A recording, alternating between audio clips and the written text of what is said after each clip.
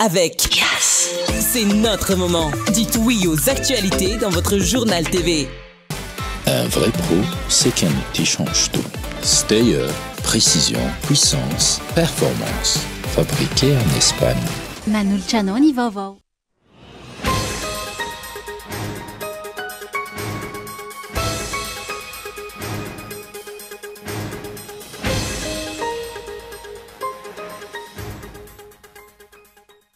Tokony saintsaina ny vahoaka indrindra mitonja ka atsapa ny tena hevitry ny hoe laingesy fitaka ary fampanantenana pokaty anatin'izao fankalazana ny ray volany temy malagasy zao. Noraisy ny Andra Rajoelina teny avolohandroany ny filohan'ny Repoblika ny Slovenia indiniky ny rotonja izay mitovitovy hatrany amin'ny votoatin'ny fifampiresahana tamin'ireo fandraisana filoham-panjakana hatray. Isan'ny mampitotongana ny ariary amin'ny fiainan'ny vola vahiny miditra eto amintsika vokatry ny fanompian'ny famokarana anatiny sy ny fanondranana hoy ny mpahay toe-karena androany. Mpanampy an-trano taloha ny ray tamin'ireo navandoza nahavita nanatsantokanto sy ny zanaky ny tompontrano sy nandoro ny trano fonena ny mpampiasa ny teo aloha tany Mahajanga. Olona 720 no namony ainy ary 90 naratra tao atsimo Bande de Gaza vokatry ny tifitra nataony tafika Israela androany maraimbe araka ny taditra nomeny mpitondra teny ny fiarovam-bahoaka any an-toerany ny Antsiprian'izay.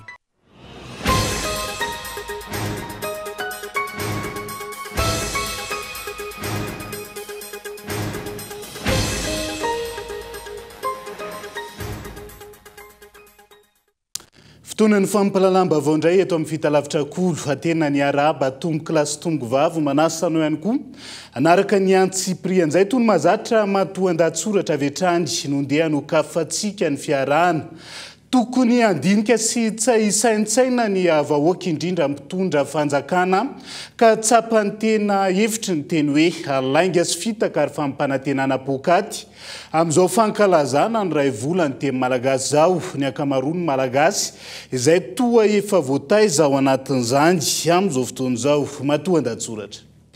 Ao anatin'ny fankalazana ny ray volany teny malagasy sika izao ary ny fankalazana ny 520 taona ny verena ny fahaleovan-tena ihany koa.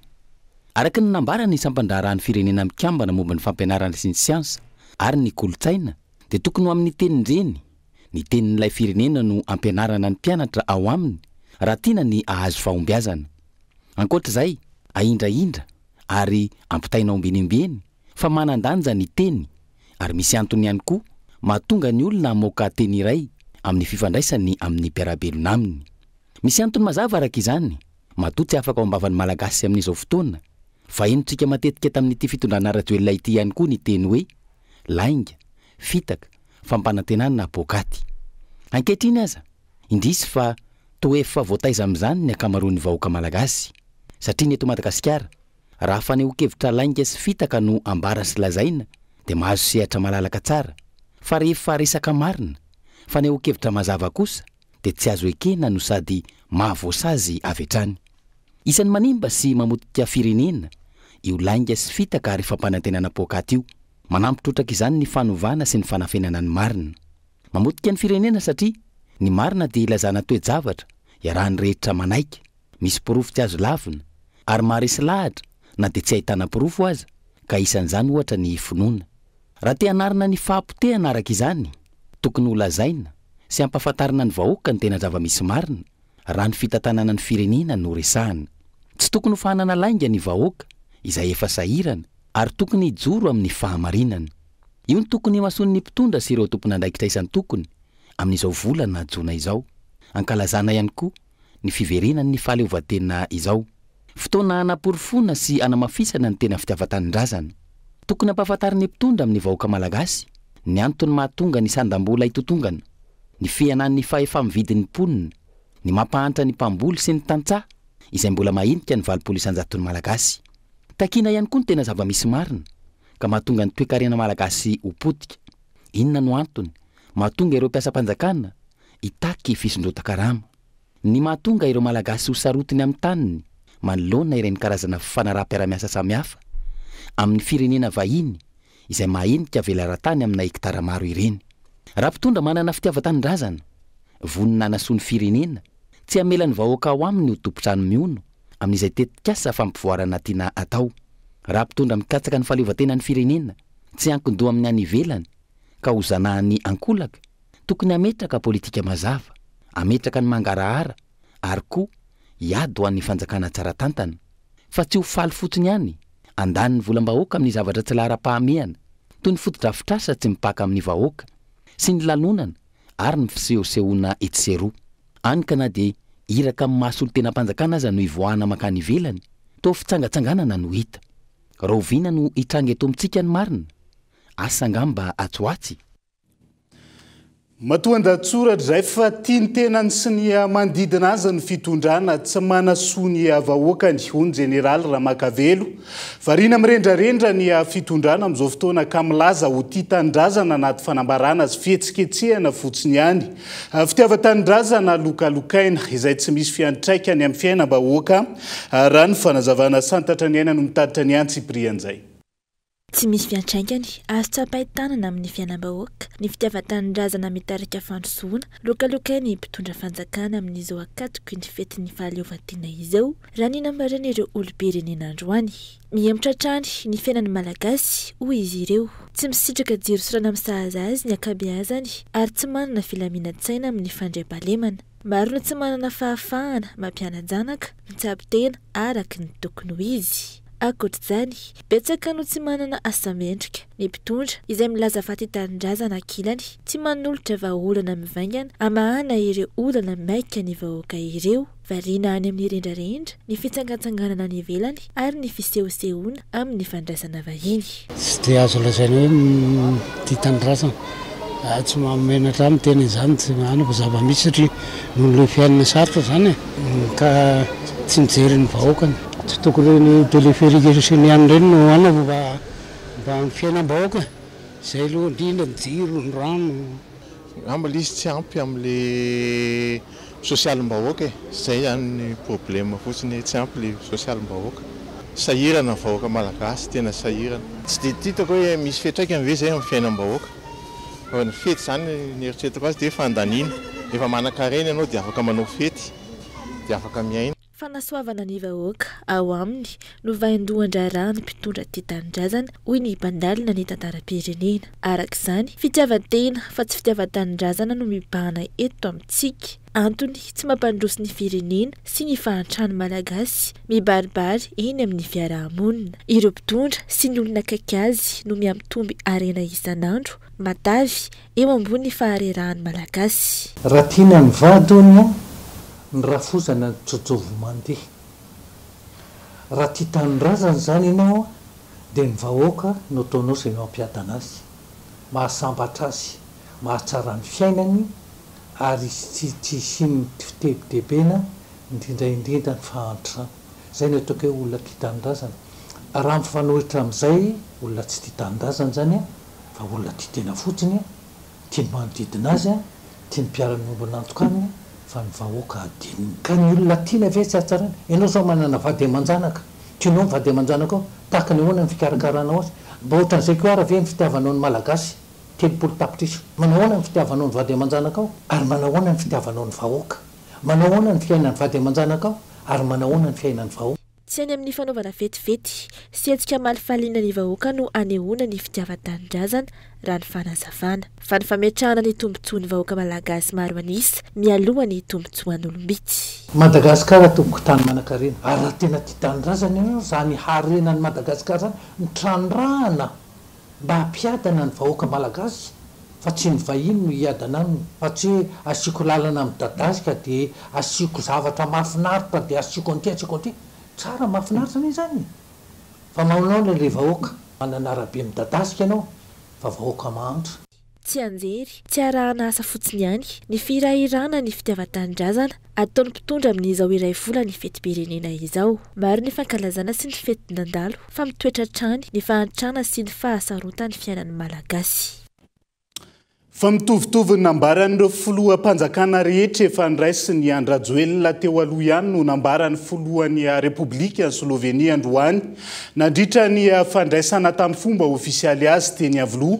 Ny anampy amin'ny Madagasikara tsy niova toy izay efa nambarany tamin'izay ihany koa ny filohan'ny Repoblika Andry Rajoelina dia nifanindraindrana fa manao ezaka ny fitondrana tarindry amin'izao fotoana izao. Tojondrina tahiry no mitatitra ny Antsiprian'izay. Mitovy avokoa ny fikasan'ireo filoham-panjakana rehetra no raisiny Andry Rajoelina teny Avloa hanampy an'i Madagasikara. Mitovy daholo ihany koa ny votoatin'ny zavatra nambaran'ireo filoham-panjakana. Ny fandimbo no raisina teny dia ny hanampy mahakasika ny angovo, ny tontolo iainana, ny mahaolona sy ny fampianarana. Mbola nanamafy io tahaka ny efa nolazain'ireo teo aloha ihany koa androany ny filohan'ny Repoblikan'ny Slovenia ireo sehatra ireo izay mitotongana eto Madagasikara. Seveda sva se pogovarjala o skupnih vrednotah in o partnerstvu med najnima državama.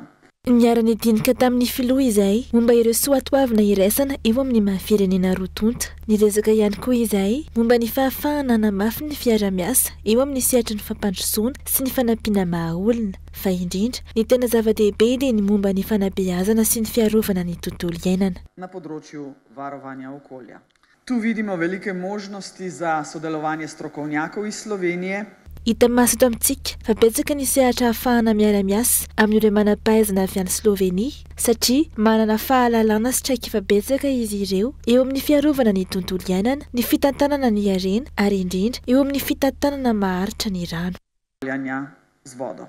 Ao anatin'izao olan'ny herinaratra mivaivay eto Madagasikara izao, raikitra indray ny fisehoana teo anoloan'ny vahiny noraisina fa manao ezaka amin'ireo sehatra voatanisa teo ambony ireo ny fitondrana ankehitriny na dia tsy mbola nahomby aza hatramin'ny androany ny politika hitondrany ny firenena. Ny vohitra androany fa ametraka ny fototra hananganan'ny fiaraha-miasa eo amin'ny Madagasikara sy Slovenia ny fitsidiana ara-panjakana no tanterahan'ny filohan'ny Slovenia. Fifanarahana misa roa no natao sy ny ahafahana manatanteraka izany. Anisan'izany ny fametrahana fifampiresahana matetika sy fifanankalozana ka fifanampiana, fiaraha-miasa ary fifampitsinjovana no votoantony izany. Voasony ihany koa ny fifanarahana andrafetana soro-dalana entina mametraka fiaraha-miasa maharitra. Tamin'ny lahateniny nisongadina tamin'ny kabarin'ny filohan'ny Repoblikan'ny Slovenia ny fanononana ny anaran'ny Mopera Pedro izay teratany Slovenia manaso olona eto Madagasikara. Taorian'ny fandalovan'i Emmanuel Macron teny dia ny filohan'ny Slovenia indray no andalo eny rahampitso. Fifandraisan'ny Madagasikara amin'ny any ivelany izay hatrany miharatsy ny fifandraisan'ny-mpitondra amin'izao fotoana amin'ireo mpiara-miombona antoka-rabola sy ara-teknika amin'ny Madagasikara ho ny filohany antoko-tiko ary ho tapaka izany raha ny zava-misy amin'izao fotoana no mitohy amin'ny fitantanana ny firenena ankehitriny izay tsy misy fanarahan-dalàna ary tsy mampiatra ny fanjakana tsara tantana ihany koa. Onona saina. Tsy misy zavatra mandeha amin'ny loniny intsony eto amin'ny firenena hoy ny filohany antoko-tiko Madagasikara androany. Porofony izany ny fiainana andavanandron'ny malagasy ireo tondro samihafa miloko mena ankehitriny. Ho faty ary rehetra mena io tsisy tsony. Satria mpamatsy vola fa samy malala hoe amintsika miresaka zao zavatra rehetra mpamatsy vola rehetra. Maninona rano tsy mandeha amin'izay fangarahana sy tsara tanta zay ny firenena malagasy. Ka le lazeny hoe mirehetra mena. Ho faty ireo avy eo. Le mena. Pika. Tsy izay nanao. Fa izy ny tereniny zava-misy eo rehefa avy eo. Tenenanao anankiray ina mandeha to ary. Tena mampalahelo tsy vita mampalahelo fa mahatezitra. Mahatezitra mihitsy mijery azy. Mijery an'le voaka fanjakana zany fanjakana firenena anankiray. Fa le mpitondra an'le fanjakana no ongana raha afaka vongana. Azareo tsy mety ny fitantanany dia manao fitaraina antsika fitaraina voaka malagasy. Ary tokony tsy atatahotra. Mandratsy endrika any Madagasikara eo amin'ny sehatra iraisam-pirenena. Fa ihany koa tsy firarahina ny vahoaka malagasy ny tsy fisiany tatitra amin'ireo fivoahana any ivelany izay ataony mpitondra ho hiatrany ny fanehoan-kevitra. Satria tsika tany hoe demokratika republikanina dia tokony ho fantatry ny olona daholo ny zavatra atao rehetra mpitondra. Hoe voiovy ianao nandray an'ilay medefa avy any Frantsa international dia tonga dia mankary amin'ny arabo landa zay le fantaniana dia tonga avy any ianao ina fanarahana tany. Dia hoana aby ireo zavatra mifanarahana ireo entina tanterana azy. Vola avy any mpamatsy vola izy ireo sa vola omendra ireo cadeau. Tsy misy afempenina fa tena transparent tsara ny fitantanana firenena. Tsisy repera mihitsy tsika zao. Tsy azo tazan'ny potsiny izao fahorim-bahoaka izao ho hiatrany ny filohany antoko-tima androany nandritra ny fampiofanana ireo olombo fidiny ity antoko ity ao amin'ny distrikny Atsimondrano. Ireny zany faneho-kevitry ny filohany antoko tiako i Madagasikara manoloana ny fifandraisany firenena amin'ny mpiara-miombonantoka ara-bola sy ara-teknika sy ny zava-misy eto amin'ny firenena amin'izao fotoana izao. Fa isan'ny mampitotonga na ny ariariny fiainan'ny vola vahiny miditra eto amintsika vokatry ny tsy fampiny famokarana anatiny sy ny fanondranana ho ny paitoekarena nanaovana fanadiadiana androany. Ny tenan'izay nanamafy fa politika momba ny fifanakalozana mazava sy maritra no fanohitra maro toerana sandam-bola malagasy. Ny Antsipriany mikasika izay. Miamtotongana ny sandan'ny vola malagasy ariary raha oharina amin'ny vola vahiny, indrindra ny euro izay lasa mari-panamantarana lehibe amin'ny varotra iraisam-pirenena. Atao anatin'ny 10 taona farany nisy fitotonganana mitohy amin'ny ariary ka nahatonga ny tany fifanakalozana na ny taux de change hiakatra tsy angijanona. Raha tamin'ny taona 2024 403 ariary teo eo ny iray euro mihoatra ny 5,000 ariary zany androany. Fiovana maneho mazava fa mihena ny lanjan'ny vola malagasy izay mariky ny fahantrana ara-toekarena. Mikorontana ny fifandanjany ara-barotra na ny balance commercial ka izao miteraka fitotongana ny ariary izao vokatry ny fiainan'ny famokarana sy tsy fampy ny vokatra fanondrana raha ny fanazavany paitoekarena androany. Ny antony mahatonga ny fitotongana ny sandam-bola malagasy io dia zavatra tsotra fotsiny, betsaka loatra ny importation noho ny exportation. Dikan'izay dia misy zany ny fahantrano ara-toekarena satria fiantraikan'izay dia misy fiakaran'ny vidin'entana zany le politika mpanjakana tsy mazava zany amin'le fiantsonany reny mpampiasa vola reny sy ny fiarovana azy ara-toekarena mba hiroborobo foana zany le asa ataony ka lasa complexe be amin'izay zany le problème amin'izao fotoana zao dia mila miara-mandinika tsara amin'le aizandray ny priorité. Dio ange tsy any amin'ny politika ny banky foibe zao dia hoe stabilisena fotsiny le ariary dia atao zay tsy totongana amin'ny be loatra. Dia nefa izy tsy manana réserve devise BDP, ny réserve devise ny miankina amin'ny recette d'exportation ihany. Ilaina araka izany fanarenana sy famolavolana politika mazava momba ny tany fifanakalozana na ny politique de change ho hiatra ny paitoekarena.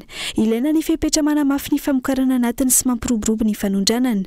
Tokony ampitomboana araka izany fampiasam-bola amin'ny sehatry ny famokarana toy ny fambolena ny fiompiana ny indostria madinika sy salantsalany ary fanohanana ny tantasy ny orinasa raha ny fanazavana trany. Misy zany ny politique de change zay mila amboarina mba hiverena ny letahan'ny taux de change io zany ho aty ambanimbany kokoa mba tsisy fetraka loatra indrindrindra amin'ny inflation. Vahaolana tsotra kely koa atombo ny exportation. Ahoana raha ny ampitomboana ny exportation tsy misy afa-tsy ny fampitomboana amin'ny vokatra. Izy ary ny vokatra zay ananan'ny malagasy faiza manao bebe koa mba azo ny tombo mibetsaka koa amin'ny sehatra iraisam-pirenena rehefa ondrana. Dia raha ny resource misy eto amintsika dia ny tany malalaka be, ny tatsa be dia be. Zay zany mahatonga ny hoe agricole zany ny tokony hifatohana. Dia atao zay hamalino ny kalitaon'le vokatra amin'ny agriculture amin'le filana eo amin'ny tsena iraisam-pirenena ahafahana manao exportation. Fa ny faharoa koa dia hoe ilaina koa zany ny industrialisation. Dia ny industrialisation amin'le secteur agricole zany no tena tokony ho atao. Industrialisation zay tena mamaly ny norme internationale. Da manana zay traikefa zay ve malagasy, raha tsy manana izy dia mila mianatra an'izay. Fanamby lehibe ho an'ny mpitondra araka izany mamerina amin'ny laon'ny lanjan'ny ariary noho izy ankina ny fahombiazan'ny toekarena sy ny sosialy eto amin'ny firenena. Ny fiovaovan'ny tany fifanakalozana izay manampitrotraka amin'ny fiakaran'ny vidin'entana. Ataratra mivantana izany amin'ny faharesen'ny toekarena malagasy amin'ny sehatra iraisam-pirenena ka ilana vahaolana maharitra ho hiatra ny paitoekarena. Mitotongana ny ariary amin'izao fotoana fa mitotongana ihany koa ny fahasalamam-bahoaka raha ny any Bongolava manokana. Mitaky ny any sorana ny taleparitra ny fahasalamam-bahoaka amin'ny faritra Bongolava ny ampiasan'ny fahasalamana ny antoerana amin'izao fotoana. Antony izany raha ny fanambarana ny antso-jay sy ny fanapara-pahefana ataon'ity olom-boatendry ity amin'ireo mpiasa izay misy fiantraikany amin'ny fitsaboana ny vahoaka any antoerana ankehitriny. Onona izay. Mitaky tsy misy atakandro ny any sorana ny taleparitra ny fahasalamam-bahoaka ao amin'ny faritra Bongolava ireo mpiasa ny fahasalamana ho feno arivo be sy tsy rono mandidy. tsy fanajana ny raha fipitantanana ka zary tsy manana fanapahan-kevitra manokana ireo médecin inspecteur fa tsy maintsy izay hevitry ny tale ihany no tsy maintsy tanterahana toy ny fangatahana congé zany na ny famindranam-piasa fitsabahana amin'ny fiainan'ny mpiasa ny fahasalamana manokana izay vie privé moa zany izay miteraka famindrana avy hatrany i mpiasa ny fahasalamana eo betsaka ireo dokotera izay efa niasa teto Bongolava no nanjary tsy maintsy niala teto Bongolava noho ny tsy fahazakana ireo antso-tsay ataony taleparitry ny fahasalamam-bahoaka eto Bongolava arak'izany mangataka izahay tsy misy atakandro nanesorana amin'ny toerany io taleparitry ny fahasalamana eto Bongolava io andray fiapetra ireo mpiasa raha tsy misy ny fanapa-kevitra raisy ny ambaratonga mpahefana mahefa amin'izao fitakina izao hoiatrany ny fanazavana antso-tsay sy ny fanarota-pahefana mahazo anay mpiasa amin'ny fahasalamana rehetra famindrana mpiasa amin'ny fahasalamana izay tsy manana olana ara-piarahamonina ara-kasa ary ara-teknika fa izay mety aminy sy tiany atao ihany no tanterahana fanaovana fitantanana sy famindrana mpiasa kiantrano an-trano fanevadevana sy fanaovana teny mahery raha toka tsy misy ny fanapahan-kevitra zay raisin'ireo tompo-kevitra sy manam-pahefana amin'izany dia iroso amin'ny dingana manaraka izahay faritra maro amin'izao fotoana no nahenona fitarainana vokatry ny ataon'ireo olom-boatendry amin'ny fanapara-pahefana sy fanaovana atso-tsay ny mpiasa io na eo amin'ny sehatry ny fahasalamana zany na amin'ny sehatry ny fanabeazam-pirenena andrasana manoloana izany ny fiapetra ho raisy ny ministera voakasika dia izay ihany koa no entsika misendivedivety ao anaty doka fohy mbola maro ny fanadihadiana azy vaovao misongadina mbola hoentina aminao rehefa avy eo santionan'izay ny tranga-piarahamonina tany Mahajanga mikasika ilay mpanampy an-trano na vita nanatsatokantsy ny zanaky ny tompo-tranony ao anatin'ny tapany faharoa ny fampalalam-baovao no anarahantsika ny antsiprian'izay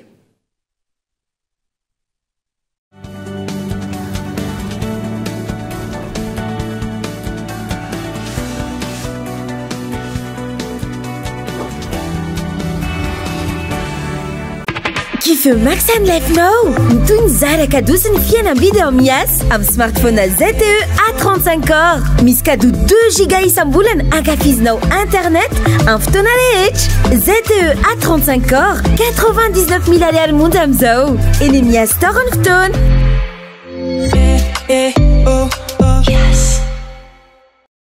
Tsara be izany café au lait izany tansa. Tsara rô flandier. Satria ronono mandry top les nouvelles recettes nampiasaiko. Top les nouvelles recettes, tena top. Manolotra fihenam-bidy anao ny top lait. Arivo sy ray alina ariary ny lehibe ary 4,000 ariary dia efa mahazo ny kely.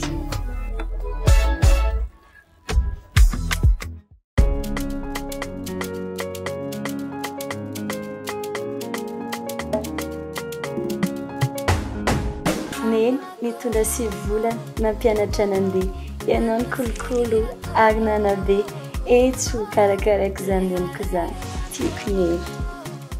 Izahay ato amin'ny Cosmos ihany koa dia mikarakara anareo. Safidio ny cadeau mety aminao miaraka amin'ny fihenam-bidy hatramin'ny 570 isan-jato. Tsy olana ny tsy fananam-bola eno eo ampifalio neny miaraka amin'ny vente à crédit mirindra. Ny fety reny ato amin'ny Cosmos dia ny 13 Mey hatramin'ny 7 Jona. Cosmos, votre partenaire de confiance. Yama.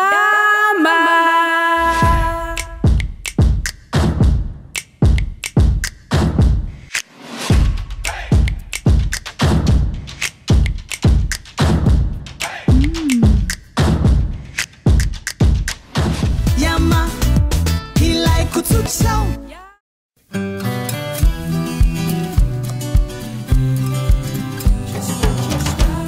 Fer 5 calcium et vitamine A avec une bonne dose de rire. Une recette source de 4 nutriments essentiels. Parce qu'il faut de bonnes choses pour bien grandir. La vache qui rit parce que c'est bon de rire.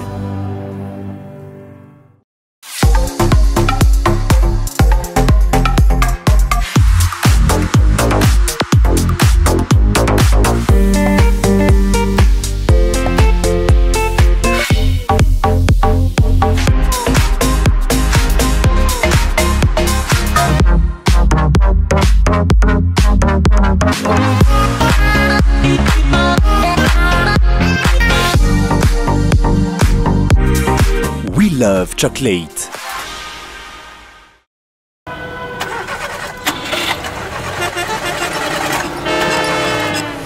Morarikoa, mba sofio lesy. Fa inona tiany olana? Aiza lahateo? Tsy velona lesy le fiara.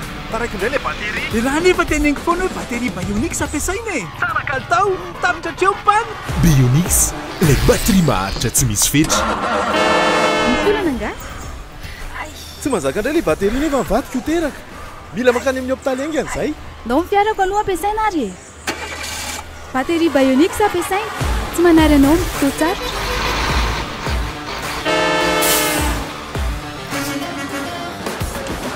Ho antsika matianina eo amin'ny sehatry ny fitaterana, manandanja lehibe ny kalitaon'ny batery ampiasaina mba hampirindra tsara ny asa.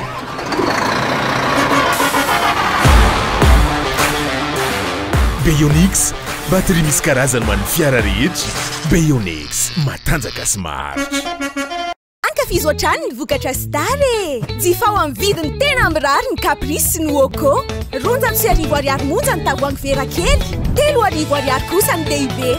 Ny tavoahangy plastika kosa 2 ariary ny kely, ary 707 ariary fotsiny ny lehibe. Dia izao takio amin'ny vidiny tena izy eny amin'ny mpivarotra rehetra mahazatra anao.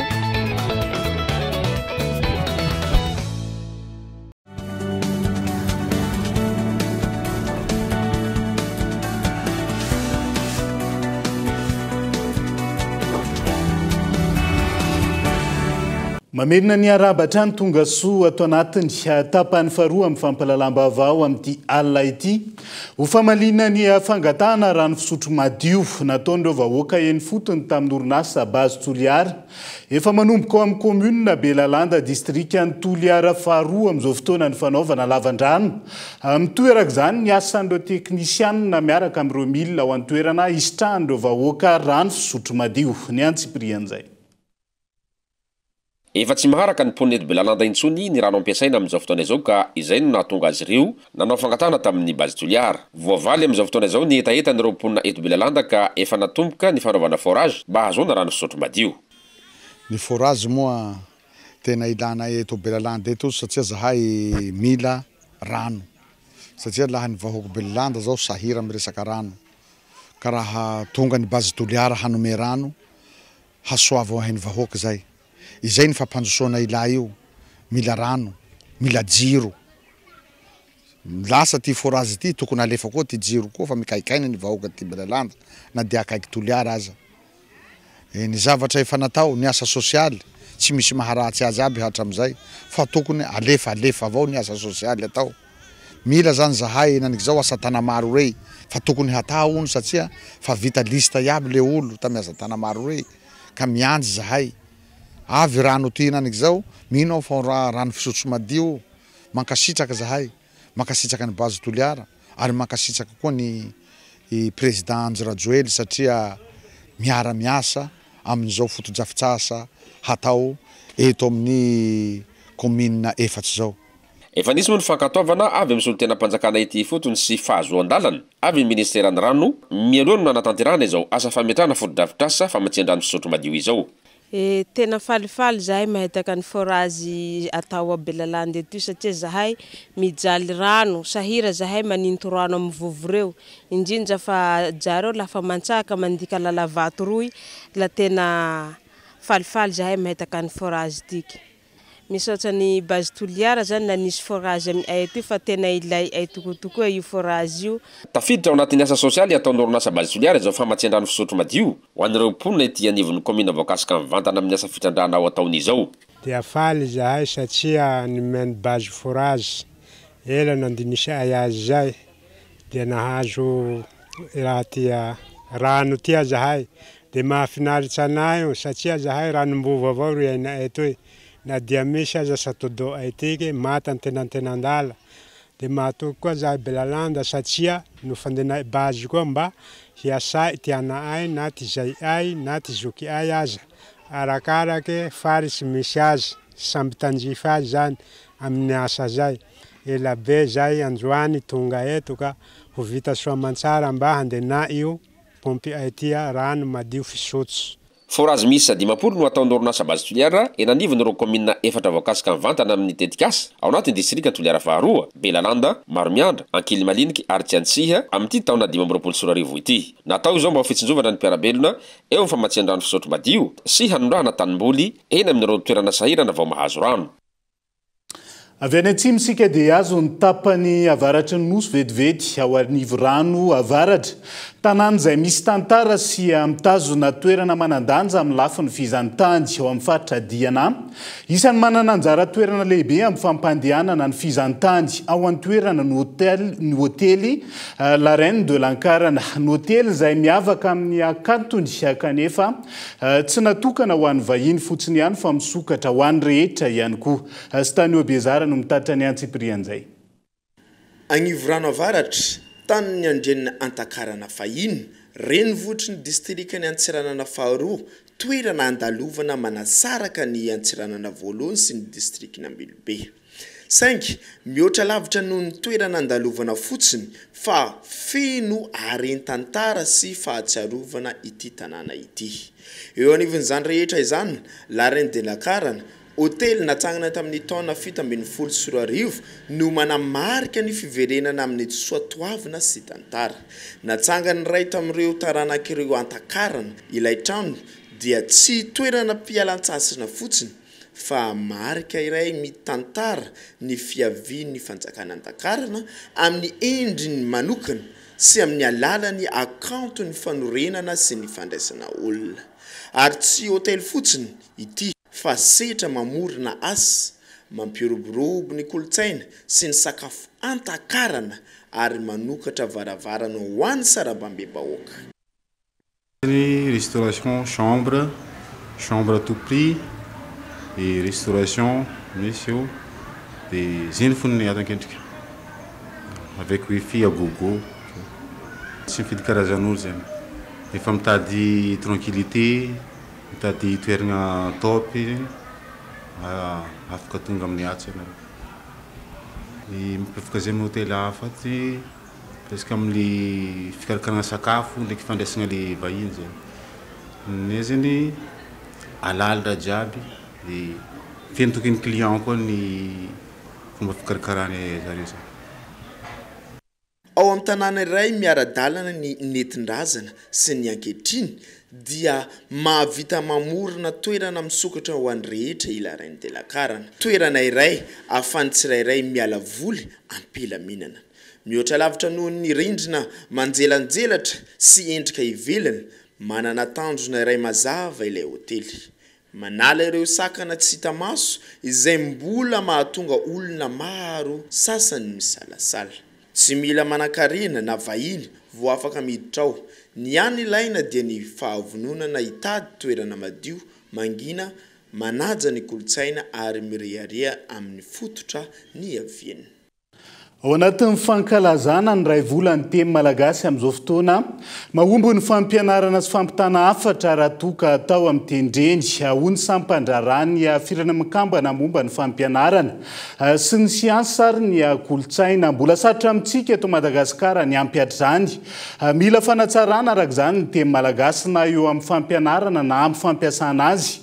Hoy ny mpampianatra pikaroka sady akademisiana nandritra ny fanombohana ny fankalazana ny ray volany teny malagasy ka Iloano mitatra ny antsiprian'izay. Efatra amin'ny ela ny fandarana asan'ny firenena mikambana momba ny fanabeazana sy ny siansa ary ny kolotsaina no nilaza fa tokony amin'ny tenireny tenin'ilay firenena no ampianarana ny mpianatra ao aminy raha toaka dia ahita fahombiazana. Firenena maro no efa nahatsapana sy nahazoana vokatra momba izany hoy ny UNESCO tamin'ny taona 3.7 fitopolo taona mahery teoriana izay fanambarana izay. Mbola sarotra amin'ny Madagasikara ny ampiatra n'izany. Antony mbola vitsy ny mahafe ny teny malagasy izay tenin-drazantsika tamin'ny 420 teo ohatra. Raha toaka 870 no isan'ny mpandray anjara tamin'ny fifananana momba ny teny malagasy. Tsy misy afa-tsy 20 tamin'ireo ihany no nahafeny ny fepetra. Manapirofo izany fa na ny mpampianatra izay tokony ampita hafatra amin'ny mpianatra dia mbola tsy mahafe ny teny pirenena ihany koa. Na ny mpampianatra na ny mpianatra tsisy mahafehy an'le izy dia lasa tsy mandeha amin'ny lolo mihitsy le fampianarana. Tamin'ny taona arivo sivinjato dimapolo telo ampy ny UNESCO efa nilaza hoe tokony ho amin'ny teny indreny mahomby kokoa ny fanabeazana satria raha amin'ny teny indreny satria azo ny mpianatra kokoa zavatra ampianarina azy tsy milaza akory zany hoe lasa mahay be tampoka daholo fa zany hoe efa voaporofo amin'ny firenena maro fa ny tsara ny fahaizan'ny mpianatra rehefa amin'ny teny indreny no ianarany fa mba tsara ny atsapana hoe ahe momba tsara ihany fa tsy dia hoe satria mahantra dia ratsy daholo ny zavatra rehetra momba ny malagasy. Ankoatra izay tokony ameloma maso ny asa ny teny izay, ilaina ihany koa ho ity mpampianatra mpikaroka ity ny manaraka ny fomba fampianarana anaraka ny fenitra iraisam-pirenena. Fa amin'izay fotoana izay, mila fahaizana mandanjalanja sy mandrindra nanamafy ity akademisianina ity fa ny fanabeazana maro teny mifototra amin'ny teny malagasy no vahaolana amin'izao taonjato misy antsika izao. Izany hoe miainga amin'ny fifehezana ny tenin-drazantsika ny ahaizana ireo teny vahiny izay tsy afa-misaraka amin'ny vanim-potoana fanatontoloana izao. Teny malagasy mitodika loatra ny amin'ny asa, tsisy maharatsy an'izany satria dia tena manan-karena dia manan-karena tokoa ny teny sy ny kolontsaina malagasy fa mila mba manaraka ny fomba fampianarana teny iran'izao tontolo izao dia mazava loatra fa mila fandiniana ny fampifandraisana ny fampianarana an'ireo teny samihafa satria misy dia misy ny fifandraisany misy ifandraisany foana ireo misy ny mahasamihafa azy fa misy ny ifandraisany. Mila manao boky, mila manofana mpampianatra, tsy maintsy atao izay hanatsarana ny fampianarana ny teny malagasy fenitra. Nosokafana tamin'ny herinandro ity ny fankalazana ny iray volana anandratana ny teny malagasy amin'ny ity taona 2024 ity ho an'ny teny amin'ny lapany akademia malagasy teny Tsimbazaza. Ny fanindran-dalana tamin'izany ihany koa ny fanolorana ny amboara ho an'ny mpandray anjara tamin'ny fankalazana ny iray volany teny malagasy tamin'ny herintaona, ary ihany koa ny fanokafana tamin'ny fomba ofisialy ny fifaninanana ho an'ny 2024. Ny teny malagasy enty mahatsangy ny fiainam-pirenena mahaleo tena no loha hevitra amin'ity taona ity. Famoronana ohabolana izay tsy mbola re sy nahita no ifaninanana amin'izany. Tsy mitsaha-mitombo ireo taxi bisikileta eto Antananarivo na tsy mbola nazo fankatoavana avy amin'ny commune azy. Izy ireo za isa miteraka ny fikorotanana amin'ny fifamoivoizana raha ny eto an-drenivohitra araka ny fanadiadiana. Amin'ny fitombon'ny taxi bisikileta izay mampiseho ny firoborobo ny sehatra tsy ara-dalàna, vokatry ny fahantrana lalina eto amin'ny firenena amin'izao fotoana hoy ny mpanao politika nanaovana fanadiadiana. Gabain loha. Raha toa ka tsy hita afa-tsy tamin'ny toerana iray ihany ny taxi bisikileta teto Antananarivo teo aloha dia efa miparitaka amin'ny toerana maro izy amin'izao.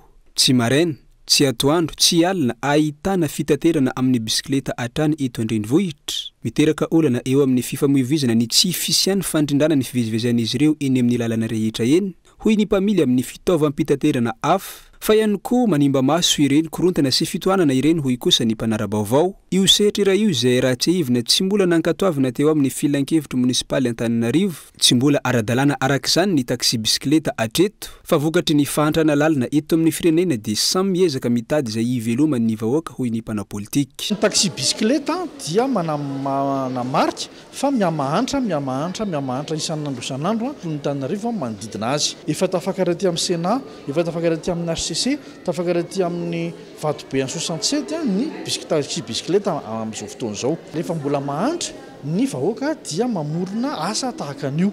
Ny filan-kevitra moa dia efa nanao tsia tamin'io zavatra io. Kanefa tena hita ilay izy fa mitombo be. Ny taxi bisikileta zany tsy nekena, kanefa ny fahantrana dia mitombo ihany isan'andro. Dia io ohatran'ilay tamin'ny taxi moto ihany, ny tenako izao namoaka ny fitsipika. Sangy no lavina tamin'izany fotoana izany ary rehefa nekena ny taxi moto dia tsy navoaka akory ilay fitsipika mifehy azy dia izay mahatonga an'ilay korotana na bordel ankehitriny. Nandany isian'ny taxi bisikileta ny filan-kevitra teo anivon'ny commune Antananarivo renivohitra, fa tsy nametraka mazava ireo fitsipika tokony ifehana io fitaterana io, izay tsy famaritana ny fotoana sy toerana ahafahany miasa izay no antony mampahazo vahana azy ankoatra ny fahantrana, hoy hatrany ny fanehoan-kevitra ity mpana politika ity. Tamin'ny filan-kevitra nilaza hoe tsy ekena ny taxi bisikileta dia tokony namoaka ny filan-kevitra ao ireto avy zany ny sazy na ny fepetra atao an'izay manao taxi bisikileta indrisy fa tsy navoaka ny filan-kevitra izy io tamin'ny fifidianana tamin'izay ny taxi moto no natolotra fa nolavina tamin'izany fotoana zany efa tsy nivoaka zany le fitsipika ny taxi bisikileta nefa nilavina fotsiny tamin'le fotoana naovana tsy dia ny fanontaniana tao anatin'ny lahadinika dia hoe inona avy ary no tokony atao amin'ireo taxi bisikileta ireo dia tsy navoaka le izy dia izay mahatonga azo korotan'izao fa fahantrana ny tena antony io gaboraraka ny fitondrana tsy manaraka no tsy mampanaraka lalàna ny fanjakana araka ny fanazavana voaray na ny taxi bisikileta na ny taxi moto dia samby tsy mbola nahazo fankatoavana avy tamin'ny fiadidiny tanàna ny Antananarivo renivohitra fa avela sy jerena tsotra izao na dia miteraka korontana amin'ny fifamoivoizana azy raha nanontaniana momba izany ny tompony andraikitra eo anivon'ny komina ny safidy tsy hitondra fanazavana ho any androany Trangam-piarahamonina vetivety mpanampy an-trano taloha ny ray tamin'ireo navandoza nahavita nanatsatokantsy zanaky ny tompo-trano sy nandoro ny trano fonenany mpampiasany teo aloha tany Mahajanga. Trangam-piarahamonina izay niseho tao amin'ny Fokotany Amboroviva akipatitra tsara rivotra Tsinanana ny Alahady lasa teo ka ny andron'io ihany vao sambotry ny polisy ireo navandoza. Anja Robert, Kolo Mahajanga. Nandrika ny raha tovolahy iray no niarany tsatokantsy ary naratra mafy vokatry ny fidirana ankery nataon'olon-droa tao amin'ny tokantrano iray tao amin'ny vakipatitra tsara rivotra Tsinanana Fokotany Amborovi tokony tamin'ny Nora marainy ny Alahady voalohany volana Jona teo. Raha ny loaranom-bavao nandeha nivavaka vao maraina ny fianakaviana tao amin'ny tokantrano saingy io tovolahy io ihany no tavela tao an-trano tamin'ny fotoana io. Lehilahy iray ny sarotava niaraka tamina tovovavy iray tsy nisarotava ireto navandoza ka nidoran'izy ireo ny trano taoriany ny fifanjevona sy ny antsoantsovonjy ny voatafika izay nanaitra ny manodidina. Isy jiranonay koa ma zany ambadika ao nandondona be satria zay tena tsy zavatra eny mihitsy satria mbola matory zay anatin'ny trano dia le jiranonay ao ma zany nandondona mafy be ambadika amin'ny namany ao hoe vonjeo efa misy problème maty fa mahay trano ambadika ao dia taitra koa ma zay zany efa naheno anazy iny. Dia samby nikoropaka teo dia nikaikolo manodidina hoe ndao atsika fa mirehitra trano ao dia nandeha teto ma zay nandeha namonjy anazy teo. Efa kanjo efa avy teto ma zay tamin'le izy efa voaboaka le trano tafaboaka tao le olo anatin'ny trano kaiky misy olona mihitsy zany misofoka tao anatin'ny trano tao namono anazy tao dia misy zaza tao zanakandreo tao le zaza io satria ray aman-dreninazy maraina be nandeha nivavaka dia izy tao anatin'ny trano tao. Dia efa voavaky mifokon'olona ma zany le trano navoaka tao dia nilaza izy hoe mbola ao reo izy anatin'ny trano ao dia olo amizay ma mbola koropaka mamono afo intato le olony ratsy efa saoty tamboho intany reo lasa nandeha niboaka zavatra niseho tao ma zany nivolontsondsondrona antsy izy tao. Mpiasa trano teo aloha tao amin'ny tokantrano iray io ihany ilay vehivavy navandoza izay antsoina hoe Veronika izay atodony kotrika sy ny antsony namany araky ny fanazavana hoentin'ny polisy izay nandray an-tanana ny raharaha. Amin'ny efatra iny nasamborana azy tery amin'ny village rehefa nijerena moa ny tanany tamin'izay fotoana izay dia mbola feno lio zany ny tanan'ity vehivavy ity satria rehefa nampiasa an'io antsy io dia namalila izanaky ny tompotrano dia mba anisan'ny voaratra ihany koa izy. Rehefa azo izy dia atao mifanadiadiana avy hatrany ary nanondro ny namany. Tsy nitsahatra ny fitadiavana an'ireto jiolahy reto. Nodivetiny zany, nodivetiny raha natsakaina satria omaly tamin'ny sivy sasany ihany dia voasambotra teny Amborovi zany ilay zalahy antsoina amin'ny fiantsonana azy hoe Patrick izay andray tsokombakomba na tanteraka izao asa ratsy zao. Raha jerena zany ny asa ratsy nataony zareo dia maromaro. Voalohany amin'izany aloha dia ny fidirana ankeriny tao amin'ny tokantrano, violation de domicile. Faharoa eo koa le fandorana ny ninana tao incendie volontaire. Ary fahatelo dia eo le fanakendana sy ny fanondromana antsy zany hoe fikasana hamono. Ary ny fahefatra dia ao koa ny fangalarana izay notaterahan'izy ireo. Maikila firehitra avokoa araka izany ny entana tao amin'ilay trano toy ny moto, ny lamba fitafy, ny kojakoja rehetra, ny antota taratasy maro saingy niarany entana ny manodidina tamin'ny famonoana ny afo sy ny famoahana ireo entana. Ilay tovolahy naratra kosa dia efa nahazo ny fitsaboana teny amin'ny hôpitaly CHU Bezaga raha toa ka natolotra amin'ny fampanohavana i Veronika sy Patrick. Maresaka iraisam-pirenena vetivety olona 7 namony ainy farafahakeliny ary 90 no naratra tao atsimo Bon de Gaza vokatry ny tifitra nataon'ny tafika Israeliana androany maraimbe araka ny taditra nomeny mpitondra teny ny fiarovam-bahoaka ny antoerana. Nampiasa fiara mifony vis drone ireo miaramila Israeliana ireo androany ity ny fanafihana fahatelo tao anatin'ny 3 andro ny fanamelohana avy amin'ny firana mikambana izay manasokajy ny fanafihana oeloka be vava nilaza ankila ny tafika Israeliana fa nitifitra ireo olona aiahina ho tsy nanaraka ny baiko ny miaramilana izy ireo ka izao nahafatesana olona mipolony zao. Dia izay ihany koa no entina manakatona ny fampalalam-baovao any androany naiza misy anao hankasitrahako ianao nanaraka ny fampalalam-baovao hatramin'ny farany mandrapitafa ho amin'ny rahampitson-drary tompo klasy tombo vaveloma.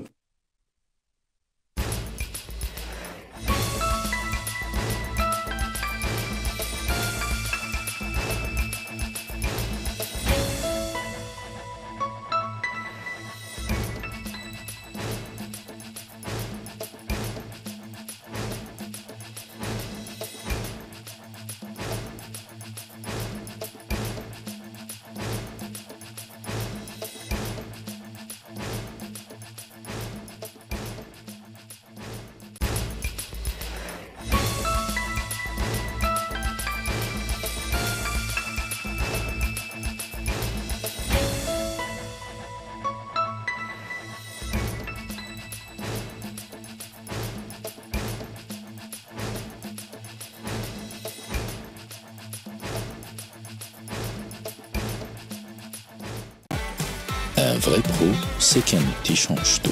Stayer, précision, puissance, performance. Fabriqué en Espagne. Vous a présenté Nivava avec Yes. C'est notre moment. Dites oui aux actualités dans votre journal TV.